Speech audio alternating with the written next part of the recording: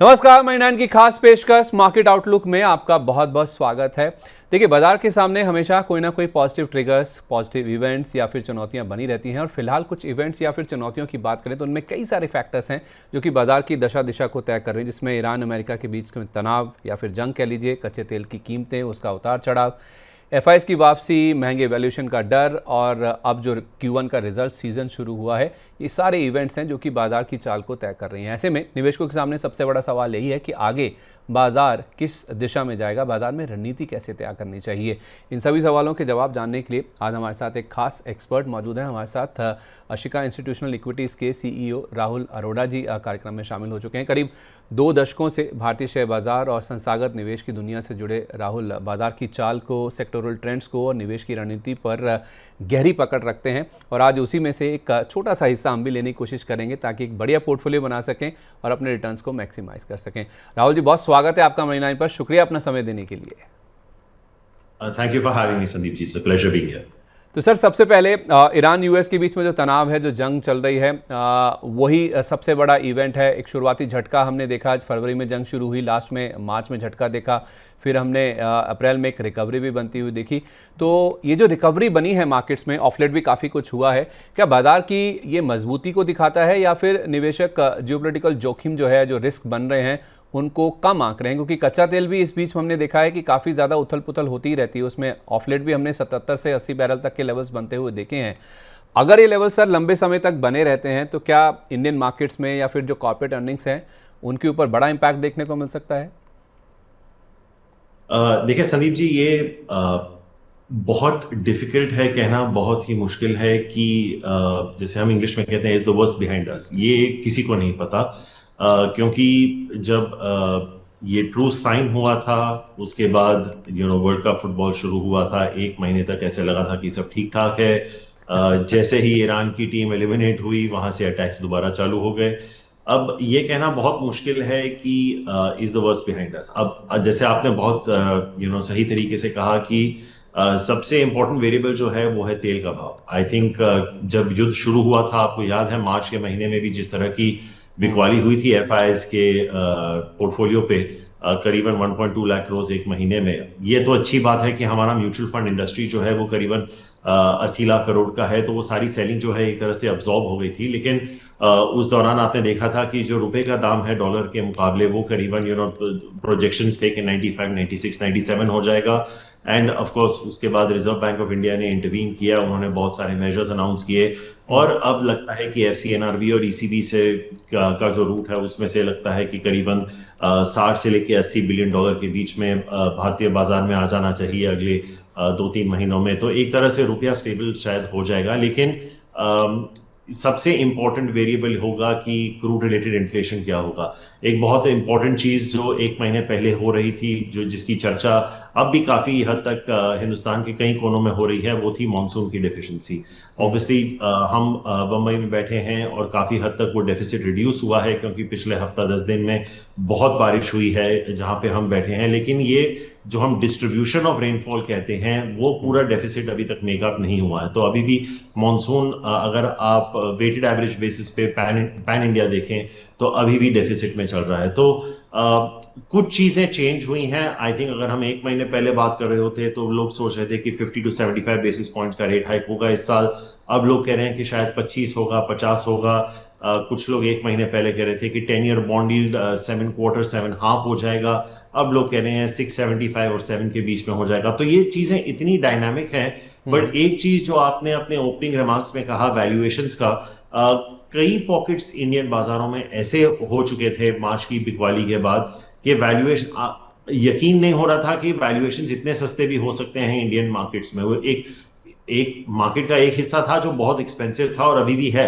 लेकिन आई थिंक अगर आप सिलेक्टिवली देखें तो भारतीय बाजार में वैल्यू डेफिनेटली इमर्ज होना चालू हो गया है। लेकिन I am not confident sitting here saying the worst is behind. But हाँ, अगर आपका 12-18 महीने का व्यू है तो आई कैन सर्टेनली से you can start buying right now an average on the way down. Okay, 12 से 18 महीने का व्यू है तो आप खरीदारी शुरू कर सकते हैं और चाहे तो एवरेजिंग भी कर सकते हैं। बेसिक सवाल ये है सर कि क्या अभी भी हम मान के चल सकते हैं कि हमारा मार्केट अर्निंग्स ड्रिवन हो चुका है, यानी कि नतीजों के आधार पर चलेगा, या फिर ग्लोबल इवेंट्स जो सेंटीमेंट है वो ज़्यादा इंपैक्ट डालेंगे मार्केट्स पर? देखिए संदीप जी, लॉन्ग टर्म अगर देखें तो मार्केट अर्निंग्स को ही ट्रैक करता है। आई थिंक अगर हम करंट ईयर FY 27 की बात करें तो almost 75% of the market is made up of जिसे चार स्तंभ जिसे हम बोलते हैं पिलर्स। एक है बैंकिंग जिसकी वेटेज करीबन 40% के आसपास है। दूसरा है आईटी, तीसरा है FMCG और चौथा है रिलायंस।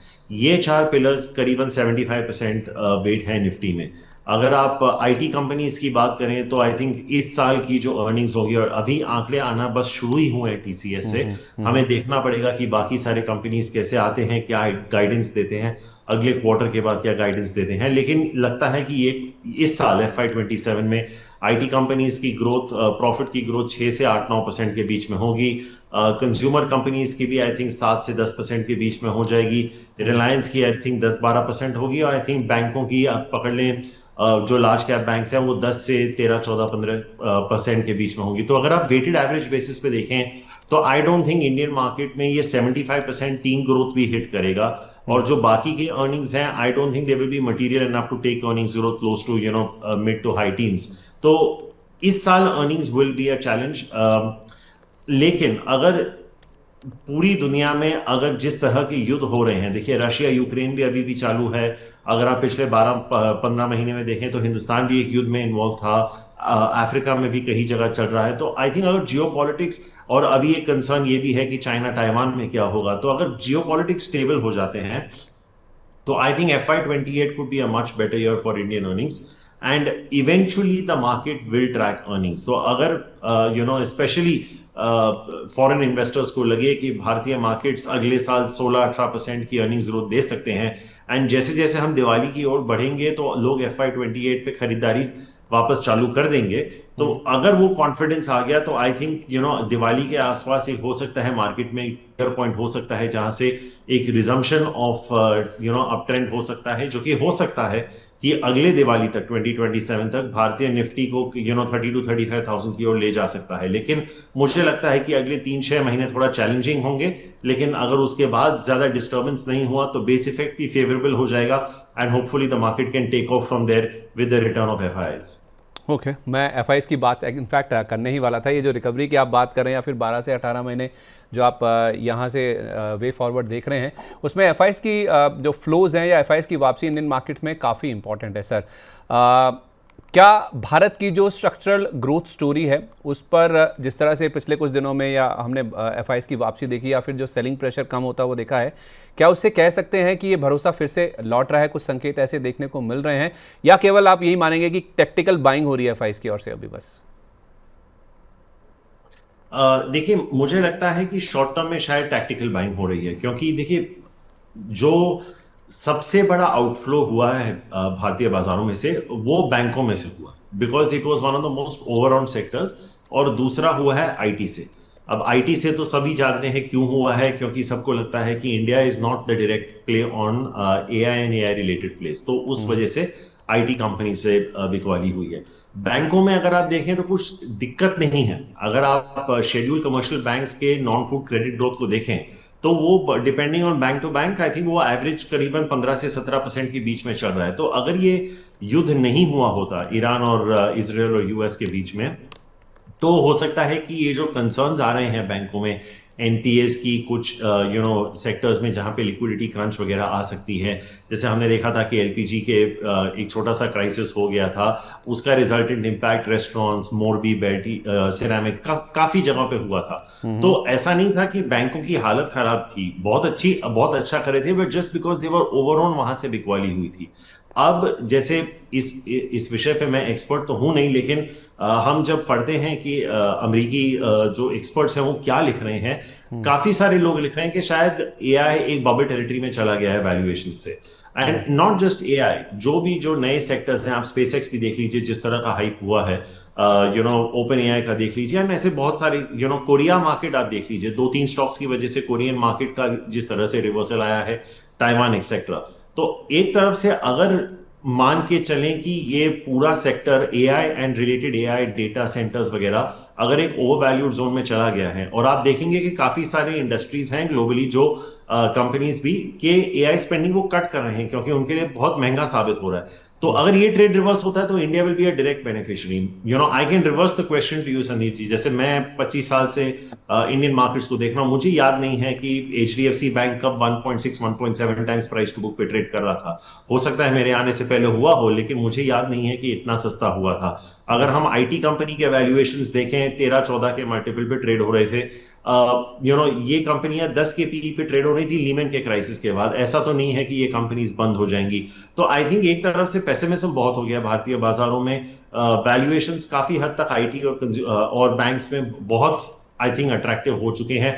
और अगर ये ट्रेड रिवर्सल आपको देखने को मिला, और जैसे मैंने कहा कि अगर इंडिया में inflation does not become a big issue, और अगर वो इंटरेस्ट रेट्स का कंसर्न नहीं हुआ, एंड पीपल जेन्युइनली बिलीव कि FY 28 earnings can grow at 16-18%, so this money will come back in a very very quick fashion, because it is just about moving the allocation from one market to another, and ये बहुत आसानी से हो सकता है। ठीक है, मैं सेक्टर्स की बात करता हूं सर। ये पैसा वापस आने की जो बात कर रहे हैं आप, एक मार्केट से दूसरे मार्केट में आने की, एफआईज फ्लोज बेसिकली अगर हम देखें, एफआईज फ्लोज के लिए सबसे बड़ा ट्रिगर क्या होगा सर? मैं अगर आपको सामने 4-5 पॉइंट रखूं, fed rate trajectory, dollar index, crude oil के प्राइजेस, एआई थीम जिस तरह से आपने राइटली मेंशन भी किया, या फिर इंडिया की अर्निंग्स ग्रोथ, सबसे बड़ा ट्रिगर क्या होगा एफआईज की भारत में वापसी के लिए? It will be a combination of everything I think.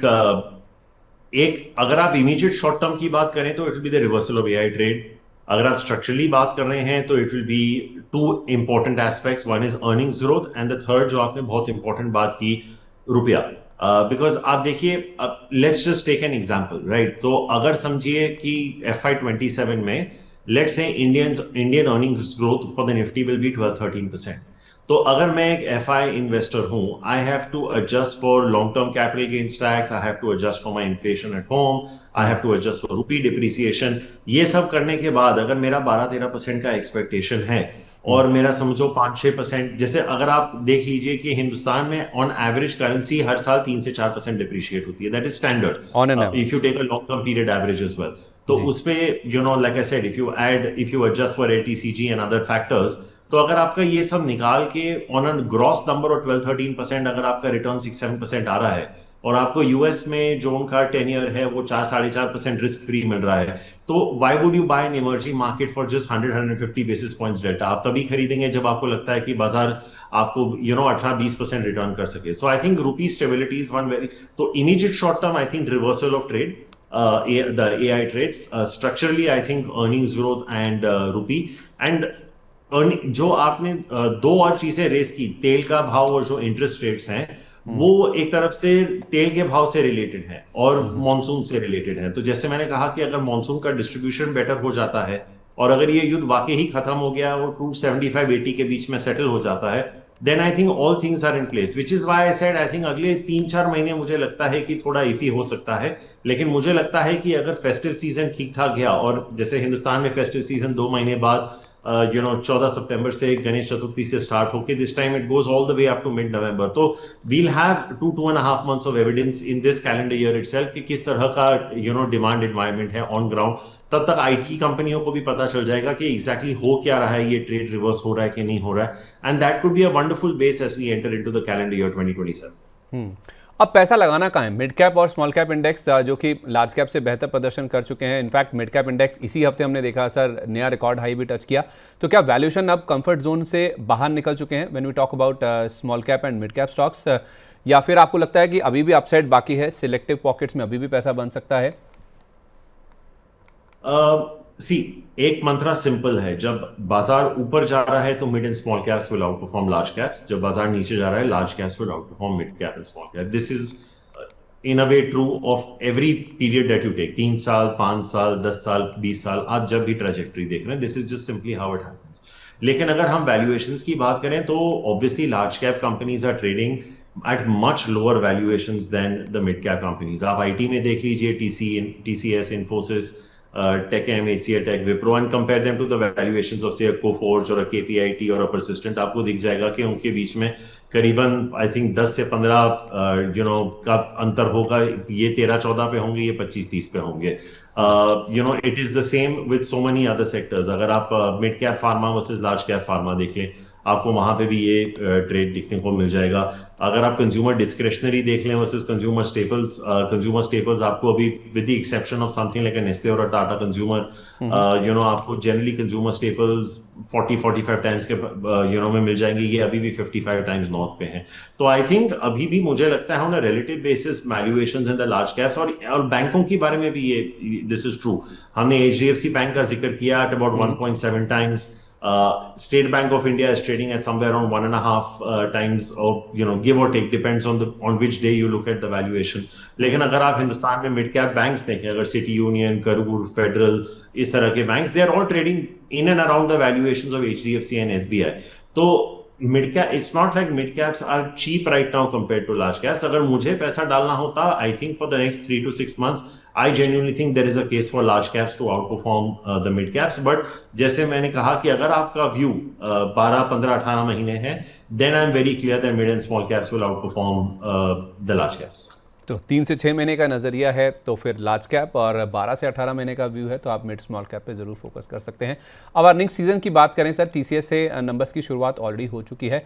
आपको क्या लगता है सर, FY25 अर्निंग एस्टिमेट्स के हिसाब से ज़्यादा अपग्रेड्स की उम्मीद है या फिर ज़्यादा डाउनग्रेड्स आ सकते हैं? किन फैक्टर्स पर, किन सेक्टर्स पर ज़्यादा नज़र रखनी चाहिए? या फिर आपको लगता है कि ये तो क्रूड के जिस तरह से प्राइजेस मूव हुए हैं जंग की वजह से, ये इस तिमाही से ज़्यादा जो अगली तिमाही है उसके ऊपर ज़्यादा फोकस होना चाहिए? इस Q1 FY27 को किस तरह से प्ले करें और कैसे रीड करें?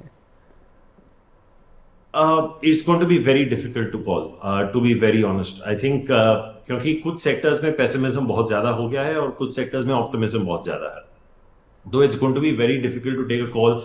एक चीज मैं कह सकता हूं कि if you are looking at 10 stocks, अगर बाजार में 10 स्टॉक हैं, मुझे लगता है कि 7 से 8 में या तो अर्निंग्स एस्टिमेट्स चेंज नहीं होंगे या रिवाइज डाउनवर्ड्स हो जाएंगे। ऐसा हो सकता है कि 2-3 स्टॉक्स में आपको अपग्रेड्स मिल जाएंगे। So that is broadly how I think it will play out, where I think 70 to 80% of the earnings will probably be in line और डिसअपॉइंट, एंड आई थिंक 20 से 30% होंगे जहां से अपग्रेड आएंगे।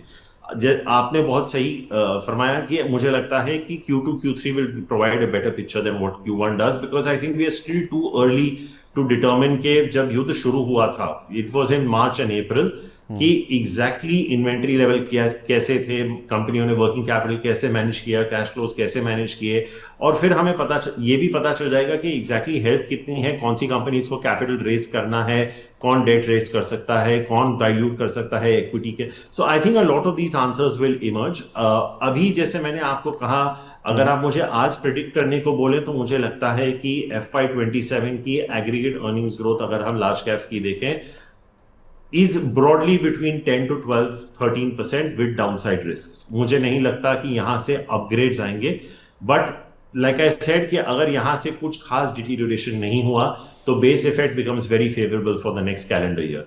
अभी भी मार्केट में ऐसे सेक्टर्स हैं, जैसे मैंने आपको थोड़ी देर पहले कंज्यूमर डिस्क्रिशनरी की बात की, होटल्स हो गया, डिफेंस सेक्टर देख लीजिए, EMS प्लेयर्स देख लीजिए, जैसे कुछ AC प्लेयर्स हैं, ये डिक्सन एम्बर वगैरह, ये सस्ते नहीं है। ये सारे पॉकेट्स अभी भी काफी एक्सपेंसिव वैल्यूएशंस पे ट्रेड कर रहे हैं, तो they have to come in and deliver. जैसे अभी आपने देखा ट्रेंट ने जो अनाउंसमेंट की अपनी प्री अर्निंग्स की, उस पे स्टॉक एक दिन में 10-12% गिर गया। सो देयर आर और हमने ये पहले भी देखा हुआ है एशियन पेंट्स में, डी मार्ट में, बजाज फाइनेंस में, when stocks are priced to perfection, आपका मार्जिन फॉर एरर होता ही नहीं है। क्योंकि अगर बाजार समझिए, और ये जैसे मैंने कुछ इन स्टॉक्स का जो जिक्र किया, अगर बाजार मान के चल रहा है कि इन कंपनी में 20% का ग्रोथ आएगा, आप मान के चलिए अगर 17-18% भी आ गया, if you miss that number by as little as 2-3%, that stock can fall 10-12%. That is how it is priced to perfection, I think, in many parts of the market. So which is why I said I'm not pessimistic, but मुझे लगता है कि इस माहौल में for Q1 I still think 70 to 80% will either hold their estimates or probably you might see an earnings revision on the way down. ठीक है, okay. एक लास्ट के 1-2 सवाल से सम अप करने की कोशिश करूंगा। अगर sir FY27 as a whole की बात करें तो 3 या 4 सेक्टर्स जो आपको सुनने हो जहां पर काफ़ी अच्छा पैसा बन सकता है, I am not talking about stocks, मैं केवल सेक्टर्स की बात कर रहा हूं, तो वो कौन से सेक्टर्स हो सकते हैं? या फिर आपको लगता है कि मौजूदा माहौल में कुछ पोर्टफोलियो में कैश का एलोकेशन भी होना चाहिए? करेक्शन की कोई अपॉर्चुनिटी अगर आपको बाजार में दिखती है, या फिर आपको लगता है कि पूरा पैसा अभी लगा देना चाहिए? अगर हाँ, तो वो कौन से 3 या 4 सेक्टर्स होंगे FY27 के पर्सपेक्टिव से? तो अगर आप वैल्यूएशन के हिसाब से बोलें तो the answer is in one word, banks. मतलब it's as simple as that. अगर आप शॉर्ट टर्म अगर आप अर्निंग्स ग्रोथ की बात करें, जहां पे आपको लगता है कि समझो 15% या in teens, let's not get into an absolute number, जैसे टीन्स की टॉप लाइन ग्रोथ अगर हो जाए, तो आई स्टिल थिंक कि because we had a very bad summer, हो सकता है कि एसी कंपनीज और उन तरह की कंपनियों में अभी भी ग्रोथ आए। वैल्यूएशन सस्ते नहीं है, लेकिन अगर आप जैसे फॉर एग्जांपल ब्लू स्टार देखें, it's still trading at 45-50 times. we are relatively positive on alcohol stocks as well, United Breweries, United Spirits. लेकिन अगर आप United Spirits को भी देख लें, it's trading at about 55 times. So I think growth might still come in consumer discretionary. This will not be the same growth that we have been seeing historically, but it will be relatively better than say consumer staples and IT. तो वहां पे valuations rich हैं, तो हो सकता है कि थोड़े टाइम तक रिच और रहें और ग्रोथ आती रहे। The valuation call is very simple, it is in banks, and I think one sector जहां पे ग्रोथ और वैल्यूएशंस के बीच में एक नाव चल रही है, वो है डिफेंस। बिकॉज ऑर्डर बुक्स बहुत स्ट्रांग हैं, अभी भी गवर्नमेंट से बहुत सारे अनाउंसमेंट्स आ रहे हैं, प्राइवेट और public sector are signing a lot of orders, and I think अगर वो वर्किंग कैपिटल और इन्वेंट्री मैनेज कर ले, तो मुझे लगता है कि हिंदुस्तान में defence companies can continue to grow by anywhere between 15 to 25%। एक ही इसमें चैलेंज है कि इनकी जो आरओईज और आरओसीज हैं, ये 15 से 25 के बीच में है, और इनके वैल्यूएशन शुरू होते हैं 25 से लेके 40 टाइम तक। कुछ तो हैं जैसे Paras defence that are trading at even 50 times plus, data patterns will be trading at high 40s, early 50s. So that is a challenge in some of these stocks and sectors. But the clear valuation call with growth is banks. The clear call for some growth with expensive valuations would be consumer discretionary and defense, and some plays in consumer durables and electronics. ठीक है, IT का कोई इसमें जगह नहीं है? IT will be more of a trade, because जैसे मैंने कहा कि एक तरफ से आप IT को एक फिक्स डिपॉजिट की तरह भी देख सकते हैं। आई थिंक इनका फ्री कैश फ्लो यील्ड और डिविडेंड यील्ड इतना स्ट्रांग है, कुछ लोग रुपी डिप्रिसिएशन के लिए एज अ प्रॉक्सी खेल लेते हैं। तो of course AI is the dominant theme, but I don't know how much there is to lose here. I mean we could be wrong, मुझे तो नहीं लगा था कि वैल्यूएशंस इतने गिर जाएंगे।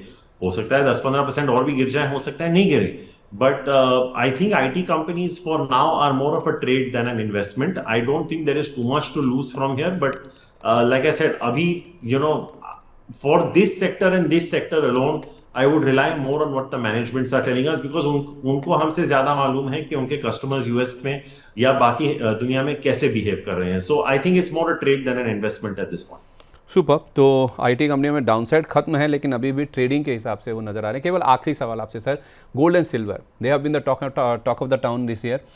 बहुत मजबूत रनअप देखा सर हमने गोल्ड और सिल्वर दोनों में ही, और उसके बाद जब ये जंग शुरू हुई तो उसके बाद हमने गिरावट भी काफ़ी बड़ी देखी है। अब पोर्टफोलियो में प्रीशियस मेटल्स का एलोकेशन इफ एट ऑल होना चाहिए, नहीं होना चाहिए? अगर होना चाहिए तो वो कितना होना चाहिए? और equity versus gold and silver, ये किस तरह से बैलेंस होने चाहिए? कौन ज़्यादा अट्रैक्टिव नज़र आ रहा है FY27 के पर्सपेक्टिव से? So I think the way to do it would be, even now, I think 60% can be equities, 15% can be fixed income, fixed deposit, G-Secs, any fixed income instrument, private sector paper, AAA rated, all of that. So 60% equities, 15% fixed income, 15% commodities, and तो ये हो गया 90%. बाकी 10% I would say either keep it in cash, or you could look at commercial real estate. अगर आपकी वो 10% की absolute value बहुत ज्यादा है, तो then you can probably look at commercial real estate, or then just hold cash. I think you will get opportunities in all these three asset classes between commodities, fixed income, and equities to play around with.